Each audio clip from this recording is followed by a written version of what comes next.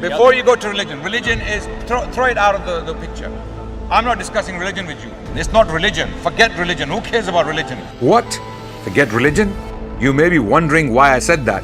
There's only one way to find out. Let's watch the video. Me, I don't know. I'm one person. Okay.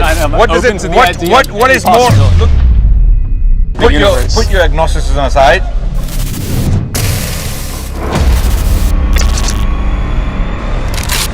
Atheists don't exist. Atheism as an idea exists, but atheism or atheists don't exist, because most atheists, all atheists, I believe, are agnostics. They just don't have enough conviction to believe in a creator, right? Yeah. I mean, there is because to claim to be an atheist, it is a position to hold, and you have to sustain that position with evidence. Can atheists prove God doesn't exist? Absolutely not. No. They cannot. But in the same token, I think that you can't prove that God exists. We can prove. It depends. It depends on how you define evidence. So if you are purely naturalistic, if you don't want to go into metaphysical discussions, philosophical discussions, then we are limited with evidence. Then we are confined to your view of evidence. Okay. What do we mean by evidence? Okay. Evidence, you have to expand. You have to argue philosophically. You have to look at metaphysical realities as well. So in Islam, the evidence is that everything is so complicated, and that we are the way that we are. You were saying the eye. In Islam, the evidence is the universe is not self-created. We did not create it. Okay? It did not create itself. Then where did it come from? It has a beginning. It has a beginning. I agree with that, yeah. Yeah, there you go. So this is the evidence in Islam. It's directly from the Quran. What I just said, it is directly from that book. That the universe did not pop into existence by itself or out of nothing, number one. Number two, we did not create the universe, the humans, okay, or any other species for that matter. And it did not create itself, because it cannot create itself.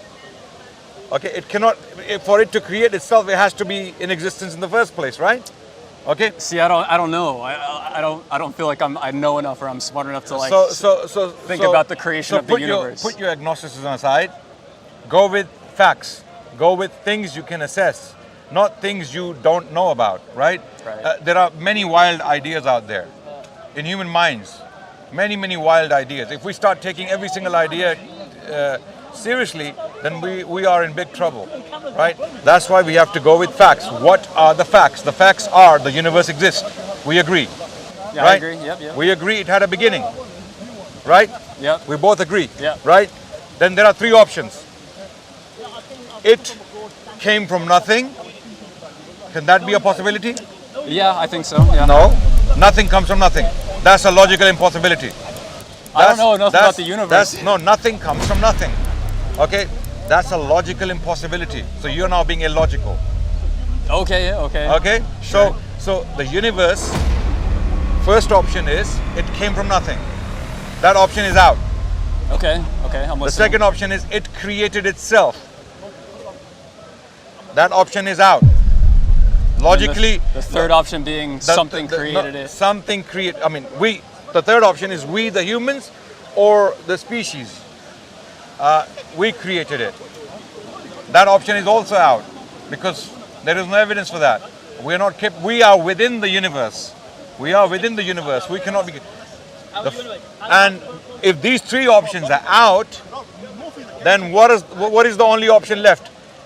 An all-powerful, let's say albeit unknown entity, created the universe, put it there, and this entity has to have at least two qualities, if not more. At least two qualities. Number one, extremely powerful. Yep. Because the universe contains immense power. We have billions of galaxies, and even if we were to look at our own galaxy, we see immense power. What do I mean by power? We see energy, we see planets. Let's talk about our solar system. Let's narrow the discussion down to our solar system. Our solar system consists of the sun that shines upon us right now. It's a burning ball of fire each and every single second. I mean, it's right now, you can't look at it. You can't. I mean, if you look at it, you can see it, but you can't look at it because it will basically it will damage your eyes. Right? Yeah. Okay, why? Because there is immense light coming from. Where is this light coming from? It's coming from explosions taking place on the surface. The heat is coming from those explosions. The radiations are coming from those explosions. And each one of those explosions, or one of those flares, when the explosion takes place, you see those flares?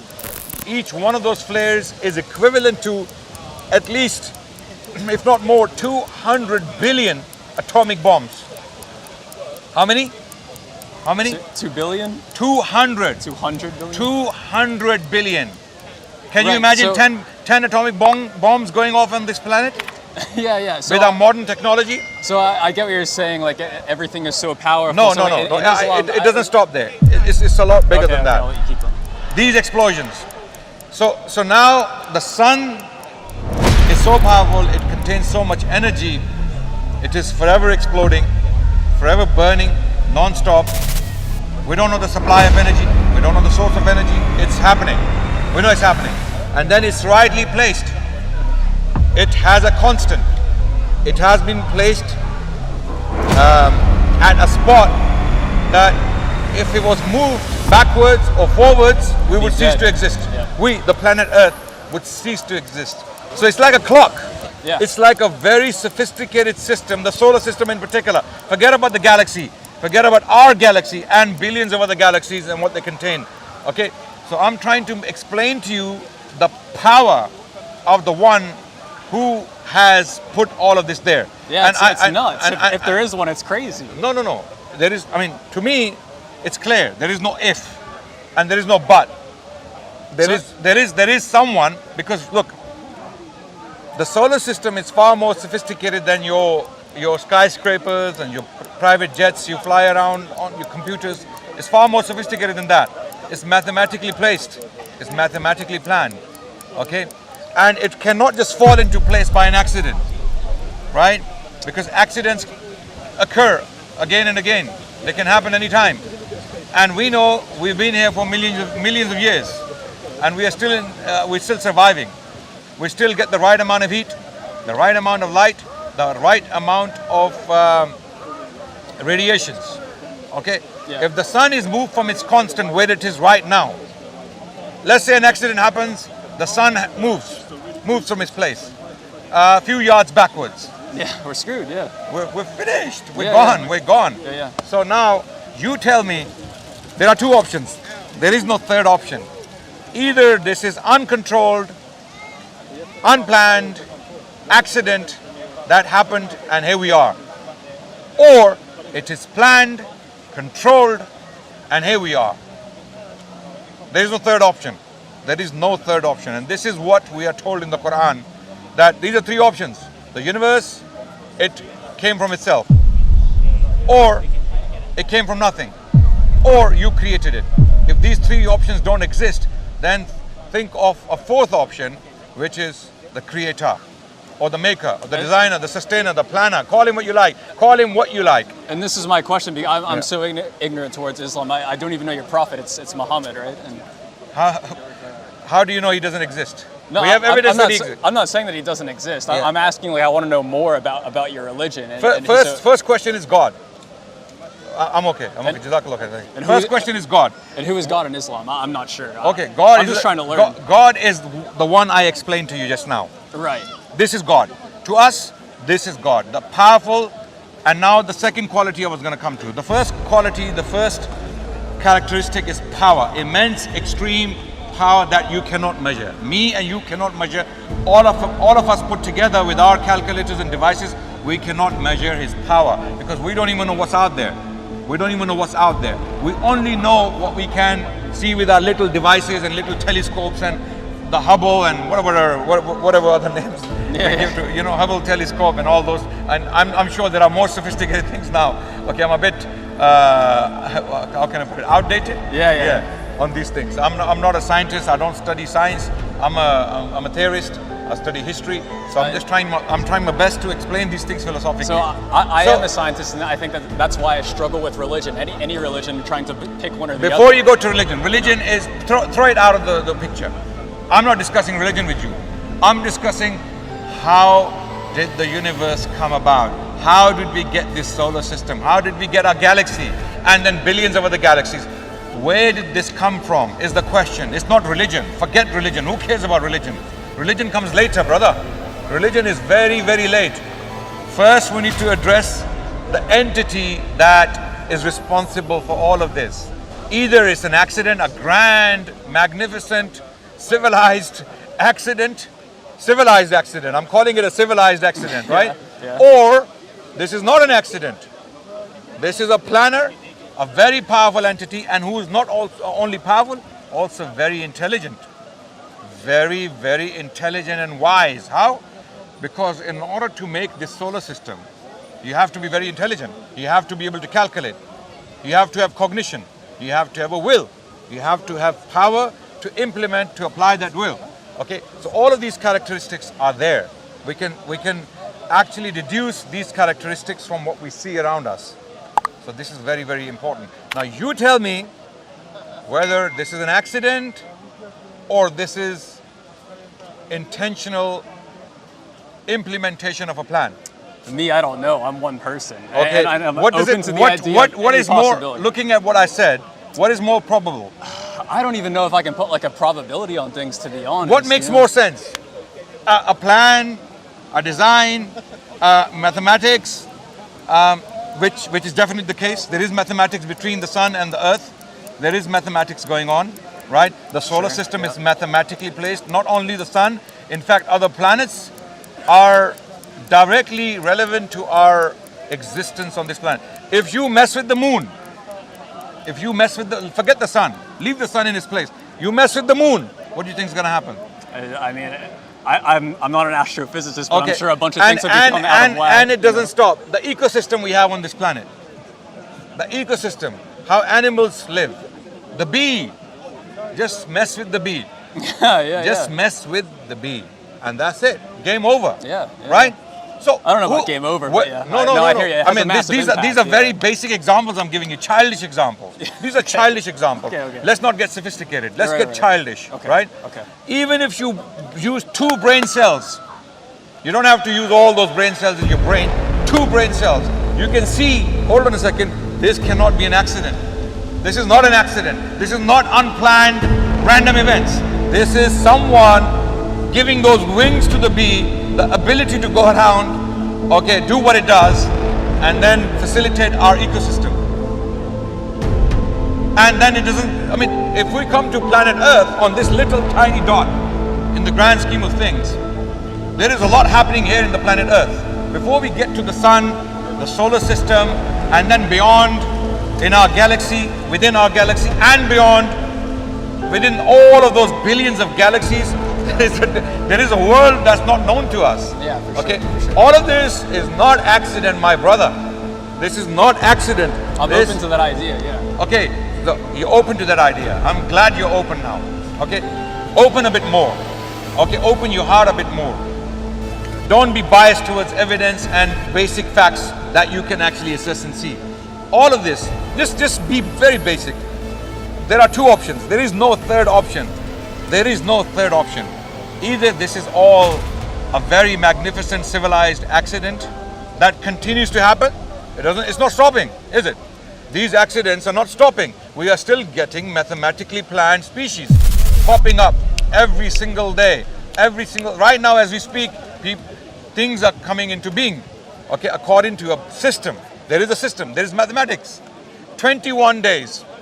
You give the right amount of heat to an egg, and 21 days later a chick hatches. A chick comes out, right? With fully formed wings, beak, eyes, lungs, a digestive system, and there is nothing inside that shell. You can't go in, nothing comes out. Just the right amount of heat, 21 days. Okay, not more, not less. Who the hell is doing this? Is this an accident? Or okay, I mean, there's a scientific explanation for that, but I see what you're saying, and when you're pointing out the universe. When it and how comes to perfect everything's explanations, are, and- when it comes to explanations, you can make an elephant look like a pigeon. I saw a pigeon, so a pigeon came to my mind. And I'm from Pakistan. In Pakistan, the police can definitely do that This is a joke, by the way. Okay. There's a joke I about. think I'm following There's a right joke now. about the Pakistani police that there was a big businessman who had his private zoo. He lost one of his deers. Someone stole the deer or someone killed the deer, and he called the police. You have to find my deer, or I'm going to do X, Y, and Z.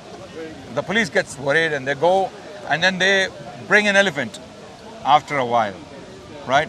And they are beating the elephant. The elephant is saying, I am the deer. I'm the deer. So, the joke is that they can make an elephant confess to be a deer. Okay, yeah. Yeah, that's the joke. Gotcha. So it was a side joke, it was a digression. But coming back to our point, you see, what was the initial point, the elephant and the pigeon? Trying to prove things with scientific Yeah. concepts. Explanations, people, academics, scientists can do wonders.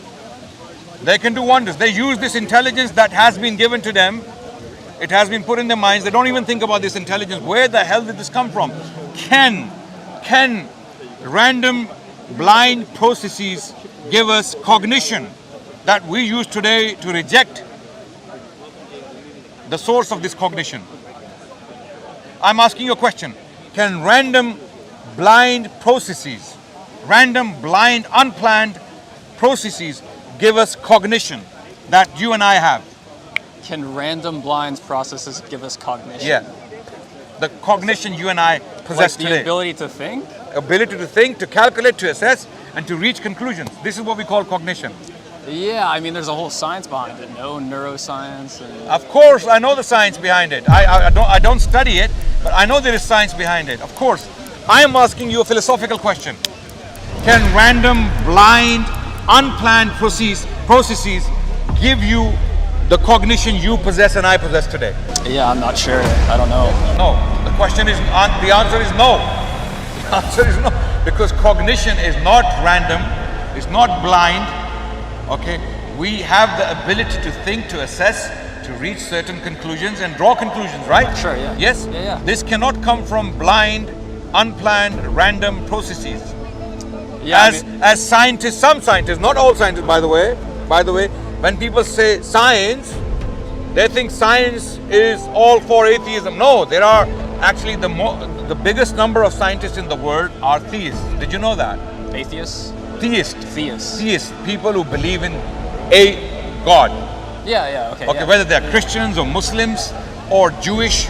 Okay, the highest number of scientists, okay, in the world are theists. That's what my research tells me. Yeah, anecdotally, I can speak to that too. I know a lot of Okay, different so then doctors. science. Yeah. When you say science, what do you mean science? Science can be twisted. It can be used to make any argument. It can be used to make an argument for God. It can be. Firstly, God is not a question of science as we know it today. Science today is Eurocentric. It has been developed in its current form in the West, and the West became agnostic increasingly, especially in the last 2 centuries. Okay, since the Enlightenment, since the 18th century, Western scholars, thinkers, philosophers, even philosophers of science, have been basically very naturalistic or empiricists in their approach to a science. Okay, they used a number of different methods to reach their conclusions, right? So currently science is Eurocentric or it's more westernized, right? Back in the day, we had scientists working in the Muslim civilization for over 1,000 years. We had the best scientists in the world, but science wasn't like it is today. That science was not agnostic or atheistic. That science was completely theistic, and they were still making progress. They were still coming up with theories and ideas, and that's why we are here today. We are standing on the shoulders of Muslim giants, to add the caveat, Muslims, right? Okay. Science today, right now as we speak, stands on the shoulders of Muslim giants. People like Newton in the 18th century and other scientists were directly inspired by Muslim authors from the Middle Ages. and science was not atheistic or agnostic at that time. Today, some bigots are using science somehow as an argument against God. It doesn't work. It doesn't work like that. Okay, because there are others doing the same thing. They are using science to prove God. And when we see science today, which is entirely naturalistic and empiricist in its approach, when you look at the philosophy of science, it defines evidence in a particular way. Okay? And then everyone has to stick to that definition of evidence. And it brings it down to physical evidence. Okay? Unless you show God physically, we're not going to believe him. So therefore, God, because it's a metaphysical idea, it is a supernatural thing, it cannot fit into the domain of science as we know it today. Because science is entirely naturalistic. Science does not comment on the supernatural. It does not deal with the supernatural. It has nothing to say on the supernatural phenomenon, right? So science is not relevant to our discussion, brother. Yeah. Science cannot help us, nor can it, it doesn't help us or it doesn't not help us. Yeah, I agree. I mean, you can't. That's my issue with religion is that you can't. So don't use science in a discussion on God. Yeah. Okay. Yeah. But science is limited.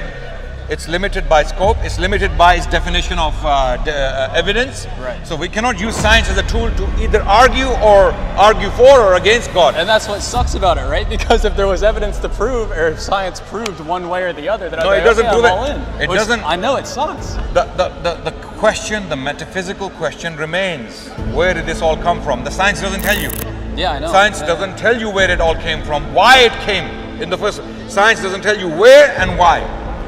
Science is very, very limited. It can only go up to a certain limit, right? And there's theories just like religion, which is... And that's why these atheists and agnostics, they call it the God of gaps, right? They call this God, you're just using this God to fill these gaps and all these, So yeah, I only have a few minutes left, but my main purpose in coming here was to just learn a little bit more about Islam. Did you learn anything today? I did, yeah, a little bit. I guess where can I go to learn more? Is it a matter of reading this? Okay, or is it a matter of this is not a book. If you're looking for science in there, it's not a book. I'm not looking for science. Okay. I just want to learn more about This is a book Islam. on metaphysical realities. Okay. This is a book revealed by the maker of all of this, we believe. And we have reasons to believe that as well. We have no doubt, I have no doubt that this book comes from the maker of the universe, the entity, and he tells us what he wants from us. He's telling us in this book what he wants from us. I am the one who made you. I'm the one who formed you. Look, for example, you go to chapter 2 of the Quran. It tells us who he is. Chapter 2, verse 116 and 17. No, off the dome. Nice. I have some verses memorized, so... Okay, it says... 117. Chapter 2, verse 117. Originator of the heavens and the earth. Okay? That means the originator of the universe. Yep. Okay? When he decrees a matter, he only says to it, be, and it is, it becomes. So he has the power to bring all of this about. This is not a question of science. This is a question of metaphysics, the supernatural. Okay? So all of this is supernatural, by the way. Yeah?